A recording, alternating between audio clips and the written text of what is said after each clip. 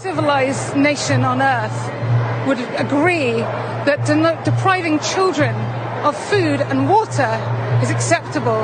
I'm here because I'm a human being, and anyone with a conscience believes that a civilian population should never be punished in this way. It's collective punishment, it's a war crime, and unless we stop it, unless we get out there and say something, it's going to end up with thousands losing their lives. Can you put into words how you feel about the loss of life on both sides? Every life is precious. But the root of this violence is the occupation. It's not complicated. It's a settler colonial state imposing apartheid and oppression on an indigenous people. And that's wrong everywhere, for anybody. And it has to be true that all the Palestinians want is freedom. And we must support that in equal rights.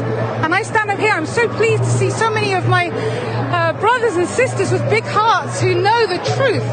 And the Western media has a duty now to tell the truth about what's happening, because I am seeing the worst horrors I could ever have imagined. I grew up in the shadow of the Holocaust, and we said never again, and that means never again for anyone. And I beg of anyone, if they have a conscience, get out there and speak and demand your leaders speak. There seem to be, of course, deep divisions on either side, but you've come out today and you were telling me earlier that this is about being a human, a fellow human being. I'm so thrilled to be here among my brothers and sisters who can see the truth, despite all the propaganda and the lies and the bias and the prejudice that we see in the Western media.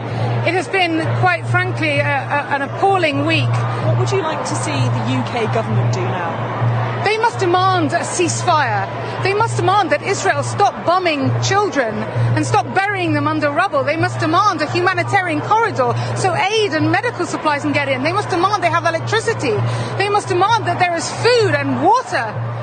This is an emergency now, a crisis, and people must rise to it.